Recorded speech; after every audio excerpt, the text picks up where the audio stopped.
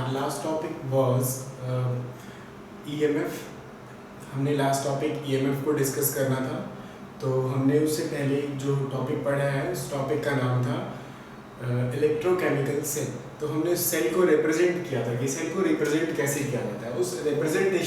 उस रिप्रेजेंटेशन के बाद जो हमारा नेक्स्ट टॉपिक है वो है उस सेल का पोटेंशियल कैसे डिटरमाइन करते हैं। तो वहाँ पर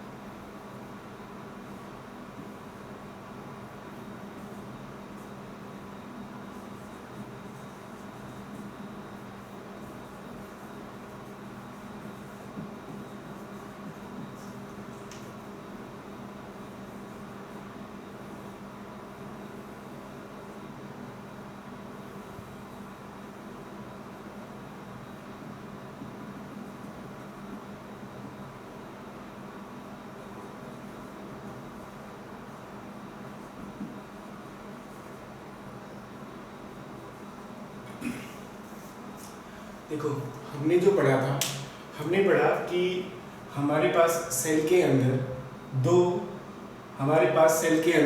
दो हाफ हैं। एक हाफ जो हमारा ऑक्सीडेशन हाफ है जिसको हमने लेफ्ट साइड में रखा है, और एक हाफ हमारे पास रिडक्शन हाफ है जिसको हमने राइट हैंड साइड में रखा है। इस हाफ में जिंक और कॉपर हमारे पास दो मेटल है। जिंक और कॉपर, इन दो मेटल्स में zinc it is more reactive metal, और जो मेटल ज्यादा रिएक्टिव होता है उसकी इलेक्ट्रॉन लूज करने की टेंडेंसी ज्यादा होती है। तो loss of electron is easy by zinc than copper, so the electron will transfer from zinc side to copper side. And we can say कि जब इलेक्ट्रॉन जिंक रॉड से कॉपर की तरफ जा रहा होगा तो ये जिंक रॉड कन्वर्ट हो रहा होगा इस Zn2+ में, और ये इलेक्ट्रॉन्स को ऑक्यूपाई कर रहा होगा। इस इलेक्ट्रॉन के ऑक्यूपाई करने के कारण Cu2+ का एक्वस सॉल्यूशन उस रॉड पे डिपॉजिट हो रहा होगा। उसकी वजह से इस पूरे सेल में you will get zinc rod का जो मास होगा वो डिक्रीज होगा और एक्वस सॉल्यूशन का कंसंट्रेशन इंक्रीज होगा। Zn2+ का एक्वस सॉल्यूशन का कंसंट्रेशन इंक्रीज होगा। और वहीं दूसरी हाफ आपको ऑब्जर्व होगा कि copper 2+ aqueous solution concentration decreases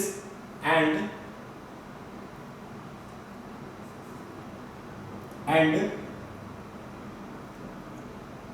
mass of copper is increases, उसका मास इंक्रीज होगा, इसका मास डिक्रीज होगा, उसका मास इंक्रीज होगा। और इस इलेक्ट्रॉन की शिफ्टिंग की वजह से एक चार्ज डिफरेंस होगा, और उस चार्ज की डिफरेंस की वजह से हमारे पास एक पोटेंशियल डेवलप होता है। तो यहाँ पर दो टोटल पोटेंशियल डिफरेंस मिलेंगे, एक पोटेंशियल ऑक्सीडेशन वाले का, एक पोटेंशियल रिडक्शन वाले का, और दोनों की पोटेंशियल डिफरेंस की वजह से एक और पोटेंशियल बनेगा। उस पूरे पोटेंशियल का नाम माना जाएगा सेल पोटेंशियल, और उस सेल पोटेंशियल को ही हम यहाँ पर इस तरीके से रिप्रेजेंट करेंगे। This is zinc solid to zinc 2 positive aqueous by losing 2 electron, or we can say E of zinc 2 positive is called OP, where Cu2+ aqueous by gaining 2 electron becomes Cu solid. E of Cu2 plus Cu is known as Rp, and when you will combine both half, you will get cancel out their electrons, and then your product is Zn plus Cu2 positive will gives Zn2 positive plus Cu. This is solid, this is aqueous and solid. तो हमारे पास total net reaction ये बनेगी। इस net reaction का अगर मुझे potential determine करना है तो उस पोटेंशियल को मैं डिटरमाइन कैसे करूँगा? This is the question. उस पोटेंशियल को डिटरमाइन करने के लिए हमारे पास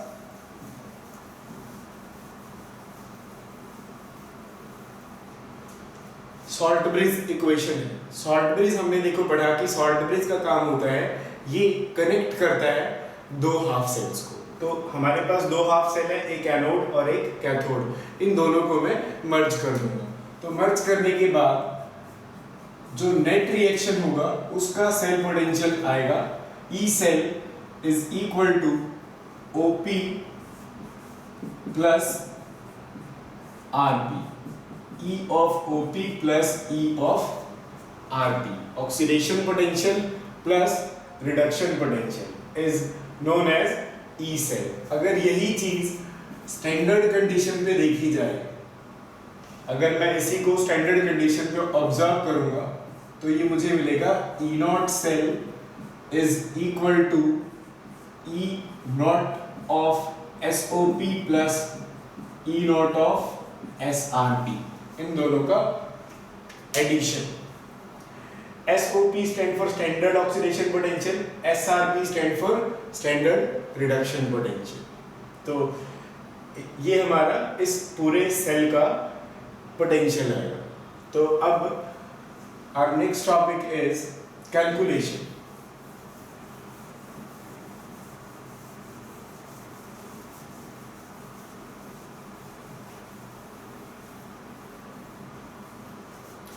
देखिए कैलकुलेशन कैसे किया जाता है। मान लें आपके पास एक रिएक्शन है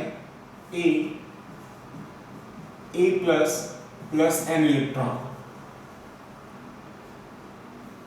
potential is E of A to A plus is equal to 0.4 volt. दूसरा cell B 2 plus by gaining 2 electron will gives B और इसका पोटेंशियल 0.6 वोल्ट। अब यहां पर मुझे दो पोटेंशियल्स, दो हाफ गिवन है। First half this is oxidation, this is reduction. हमें बनाना है एक नेट रिएक्शन। उस नेट रिएक्शन को हम रेडॉक्स रिएक्शन नाम देते हैं। And according to the rules of redox reaction, the basic rule is for all the redox reaction the importance is that the electron should be cancelled out. और अगर मुझे इन दोनों electron को कैंसिल आउट करना है तो कैंसिल करने के लिए मैं क्या करूंगा, इस रिएक्शन को 2 से मल्टीप्लाई कर दूंगा और उसके बाद इनका एडिशन। एडिशन करने पे electron cancel out, n is equal to 2 electron. This is the electron cancelled out. Net reaction becomes 2A plus B2 positive will gives 2A plus में B। तो ये आपके पास एक नेट रिएक्शन आ गई। अब इस नेट रिएक्शन में हम यहाँ पर ई सेल को कैलकुलेट करेंगे। तो ई सेल का फॉर्मूला अभी मैंने पढ़ा EOP plus ERP। We have the value of OP that is 0.4. We have the value of RP that is 0.6. Overall is 1.0 volt. यहाँ से हमें एक पॉइंट क्लियर हुआ कि हमने इस रिएक्शन को 2 से मल्टीप्लाई किया, बट इसके पोटेंशियल 0.4 का 4 ही रहा। इट मीन्स कि जो ई सेल होता है, ई सेल या पोटेंशियल जो होता है वो हमेशा इंटेंसिव नेचर का होता है। इंटेंसिव का मतलब होता है मास डिपेंडेंट, मास इंडिपेंडेंट। तो आप यहां से बोल सकते हो, एक नोट डाल सकते हो कि E cell is mass independent quantity. E cell is mass independent quantity, or simply we can say intensive in nature.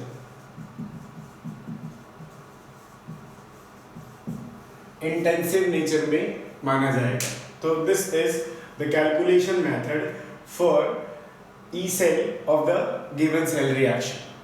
हो सकता है आपको इक्वेशन में दोनों ही रिडक्शन पोटेंशियल गिवन हो या दोनों ही ऑक्सीडेशन पोटेंशियल गिवन हो, पर उस वक्त हमें कुछ मेथड्स लगाने पड़ेंगे अगर मुझे ई सेल को डिराइव करना है। तो इस केस में हम सॉल्व कैसे करेंगे देखते हैं एक और एग्जांपल लेकर।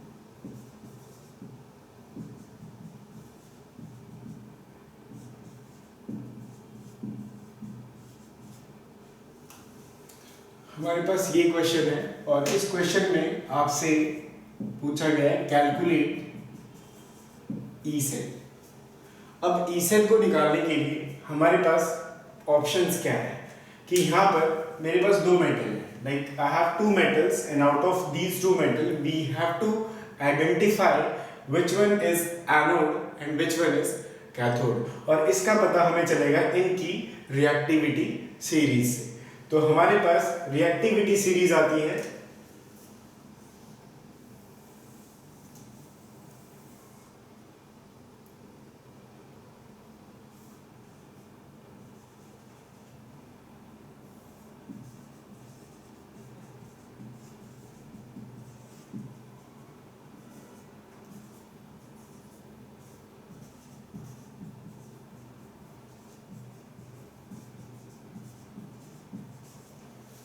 हमारे पास रिएक्टिविटी सीरीज आती है PSBC मैजेंटल 4। P से potassium, sodium, barium, calcium, magnesium, aluminium, zinc, iron, nickel, tin, lead, copper, mercury, silver, gold and platinum, और platinum is the least reactive metal. तो इस सीरीज में जो ज्यादा रिएक्टिव मेटल होगा उसकी इलेक्ट्रॉन लूज करने की टेंडेंसी ज्यादा होगी। तो मुझे यहाँ पर देखना है कि कॉपर और जिंक में जिंक कहाँ पर है और कॉपर कहाँ पर है। तो देखिए जिंक ये रहा एंड कॉपर ये रहा। तो out of these to metals the zinc one is more reactive. If zinc is more reactive than ये रिएक्शन एनोड पे जाएगा, और अगर ये रिएक्शन एनोड पे जाएगा तो मुझे यहाँ पर जो क्वेश्चन गिवन है इस क्वेश्चन के अंदर I have it's reduction potential, so I should convert this into oxidation potential. तो मैं इस रिएक्शन को क्या कर दूंगा, फ्लिप कर दूंगा। This reaction is considered as cathode, और इसे एनोड बनाने के लिए मैं रिएक्शन को फ्लिप कर दूंगा, और जब मैं इस रिएक्शन को फ्लिप करूंगा तो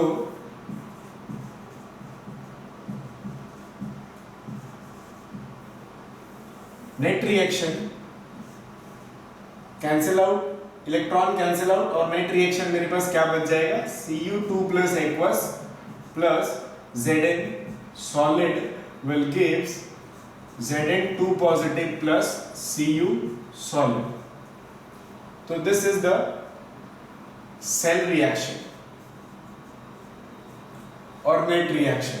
इसमें n की वैल्यू 2 बिकॉज हमने 2 इलेक्ट्रॉन को कैंसिल आउट किया.